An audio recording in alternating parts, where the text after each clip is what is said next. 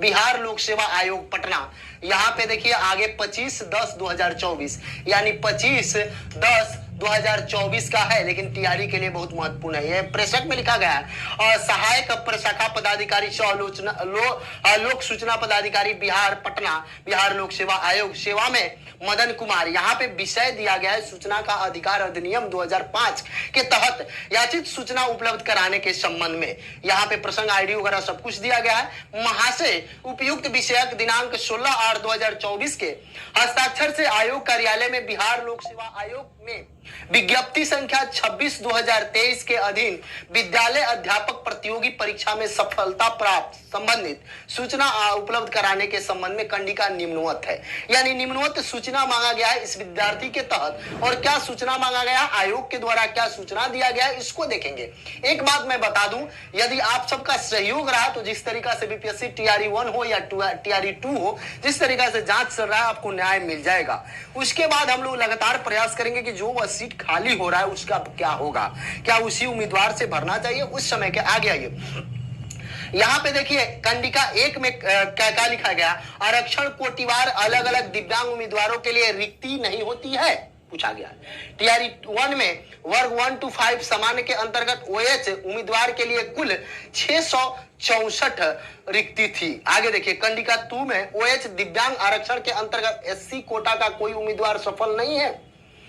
कंडिका 3 और 4 में कोई नहीं। यहाँ पे देखिए कंडिका 5 में दिया गया है, क्या दिया गया है, एससी कोटे के अंतर्गत कुल यहाँ पे 5352 यानी 5352 उम्मीदवार सफल हैं, जिसमें पुरुष उम्मीदवार की संख्या 459 यानी 4000 विद्यार्थी है, 4000 यानी कि 59 विद्यार्थी हैं पुरुष एवं इतना यानी कि 1293 महिलाएं हैं। कंडिका 6 में देखिएगा एससी फीमेल कोटे में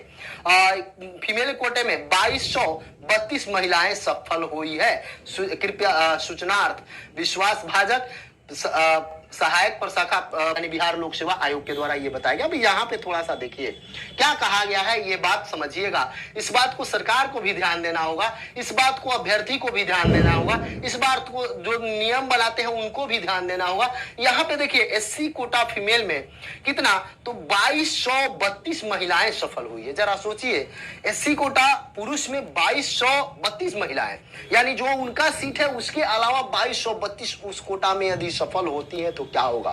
आप अभी गया वाला मामला देखे होइएगा कि उस व्यक्ति ने मजदूरी करके सब्जी बेच के अपनी पत्नी को पढ़ाते हैं, और उसके अभी पटना में या कई जगह ऐसे विद्यार्थी मुझे कॉल करते हैं, ऐसे लोग कॉल करते हैं जो दोनों आदमी एक साथ पढ़ते हैं, एक साथ रहते हैं, एक सब कुछ किए, लेकिन उसके बाद एक साथ पढ़ाई किए, एक पुरुष का सिलेक्शन नहीं हुआ, महिला का सिलेक्शन हो गया, वह टीचर बन गई। उसके बाद उनका जवाब आता है कि नहीं मैं टीचर से शादी करूंगी या किसी नौकरी वाले से शादी करूंगा। ऐसा केस ज्यादा हो रहा है महिला लोगों में, लेकिन पुरुष में ऐसा कम केस में देखने को मिल रहा है।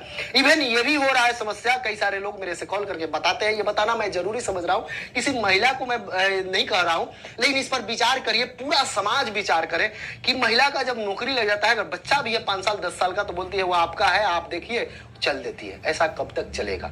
इस पर देखना चाहिए, इस पर विचार करना चाहिए, इस पर कोई एक ठोस कानून भी बनना चाहिए ताकि किसी तरीका से इसको रोका जा सके। ये सही नहीं है, न ही समाज के लिए, न ही विद्यालय के लिए, न ही वहां के अभिभावक लोग के लिए, किसी के लिए सही नहीं है। अब 1-2 दिन पहले देखे होइएगा, जैसा कि सभी को मालूम होगा कि कुछ लोग पटना गए थे टूर, बिहार से बाहर गए थे टूर कराने, ठोरी वगैरह लेकर, और वहां पे जाकर ड्रिंकिंग करते हैं और वहां के महिला छात्रों के साथ कुछ गलत करते हैं। ये सब नहीं होना चाहिए, सुधार की जरूरत है, वह चाहे पुरुष हो या महिला हो, लेकिन ये एक लिमिट होना चाहिए। कितना से लेकर इसको लोग चुनौती भी दे सकते हैं, इसको लोग कई सारे लोग इस पर केस भी किए हुए हैं, तो ये एक वैकेंसी को प्रभावित कर सकता है। तो इसलिए शिक्षा विभाग से भी, सरकार से भी ये निवेदन है कि जो लिमिट है, जिस लिमिट को पार नहीं करना चाहिए उस लिमिट को पार नहीं करें। आरक्षण जब 50% से अधिक नहीं हो सकता है तो 50% प्लस 53% महिला आरक्षण कैसे हो जा रहा है, ये मैं नहीं समझ रहा हूं। इसको कई सारे लोग समझा भी सकते हैं, जिनको मालूम हो वो समझा सकते हैं। आगे देखिएगा आप, ये यदि जो हॉरिजॉन्टल और वर्टिकल का बात है, लोग चुनौती भी दे सकते हैं, इसको लोग कई सारे लोग इस पर केस भी किए हुए हैं, तो ये एक वैकेंसी को प्रभावित कर सकता है। तो इसलिए शिक्षा विभाग से भी, सरकार से भी ये निवेदन है कि जो लिमिट है जिस लिमिट को पार नहीं करना चाहिए उस लिमिट को पार नहीं करें। आरक्षण जब 50% से अधिक नहीं हो सकता है तो 50% प्लस 53% महिला आरक्षण कैसे हो जा रहा है, ये मैं नहीं समझ रहा हूं। इसको कई सारे लोग समझा भी सकते हैं, जिनको मालूम हो वो समझा सकते हैं। आगे देखिएगा आप, ये यदि जो हॉरिजॉन्टल और वर्टिकल का बात आता है तो हॉरिजॉन्टल में होता है और वर्टिकल में क्या होता है आपको मालूम होगा। वर्टिकल का मतलब है कोई विद्यार्थी एससी है, उसमें क्वालिटी है तो वह आगे बढ़ सकता है, लेकिन हॉरिजॉन्टल में क्या होता है, यदि आप एससी है तो आप कितना भी टॉपर बन जाए आप एससी में ही रहिएगा महिला।